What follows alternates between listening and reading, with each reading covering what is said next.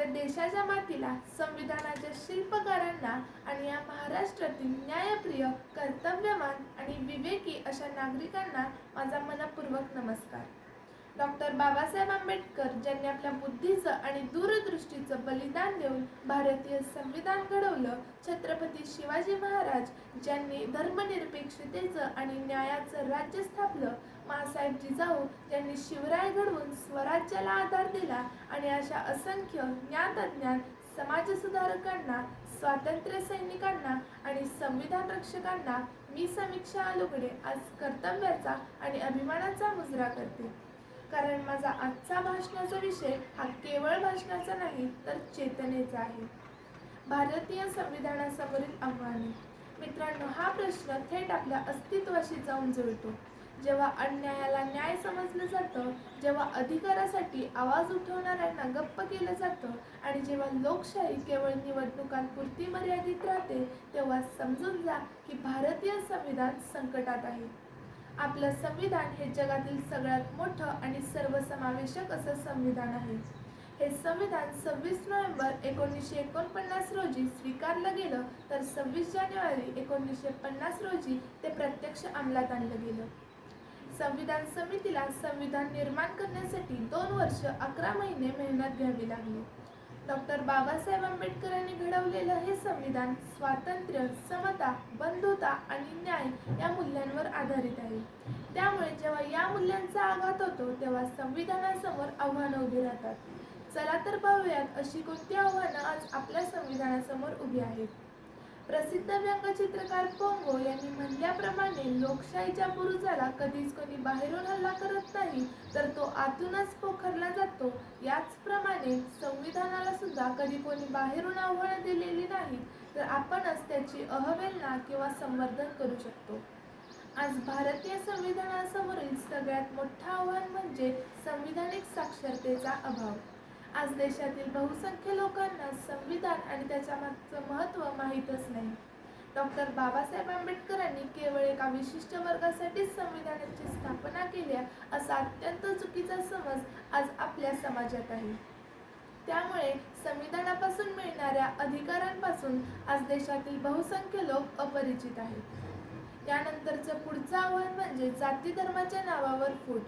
मित्रांनो, आजही देशातील अनेक ठिकाणी राजकारण हे जात, धर्म, भाषा यांवर केलं जातं.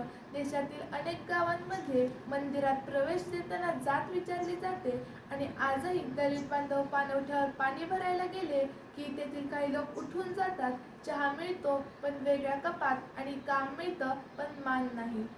हे सगळं 21व्या शतकात घडत आहे, जिथे आपण विकसित भारत म्हणून मिरवत आहोत. या फुटीवरून हे समजतं की जरी संविधानाने समानता दिली असली तरी ती प्रत्यक्षात आणण्यासाठी अजून बरीच लढाई बाकी आहे.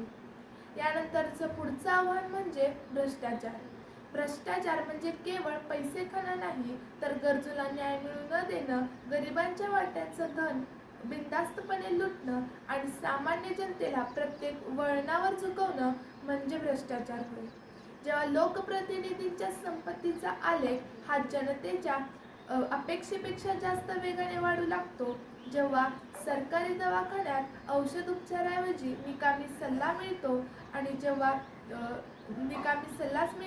जेव्हा सामान्य जनता वीज कनेक्शनसाठी सुद्धा ओळख शोधायला लागते, तेव्हा संविधानातील समता आणि न्याय ही पुस्तकी मूल्य ठरतात. यानंतरचं पुढचं आव्हान म्हणजे न्यायप्रणालीतील विलंब.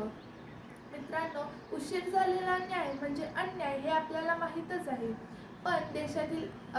पण आजही देशातील अनेक प्रकरणं वर्षानुवर्षे प्रलंबित होतात आणि सामान्य जनता न्यायाची केवळ स्वप्न आणि आशाच बाळगतो.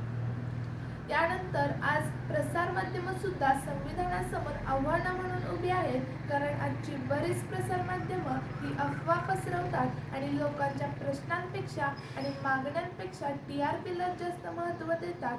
चांगलं काय तेवढंच दाखवतात पण योग्य काय ते दाखवत नाहीत. याचं हल्लीचं उदाहरण म्हणजे जे भारत पाकिस्तान युद्ध होत होतं त्यात भारतीय बातम्यांप्रमाणे आपण जिंकत होतो, विरुद्धांचं नुकसान होत होतं, तर त्यांच्या बातम्यांप्रमाणे ते जिंकत होते, आपलं नुकसान होत होतं. खरं काय हे कोणालाच माहीत नाही, पण आज जनतेला योग्य बातम्या आणि माहिती मिळणं ही काळाची गरज ठरलेली आहे. यानंतरचं पुढचं आव्हान म्हणजे नागरिकांची उदासीनता. मित्रांनो, आज आपण मत देऊन येतो, पण काम न करणारा नेता निवडून आला तर केवळ घरात बसून नावं ठेवतो. पण आज आपण कोणताही अन्याय सहन केला नाही पाहिजे. आज आपण आवाज उठवलाच पाहिजे, न्याय मिळवण्यासाठी किंवा मिळवून देण्यासाठी. पुढच्या पिढीला आज आपल्या युवकांचं कर्तव्य मोठं आहे.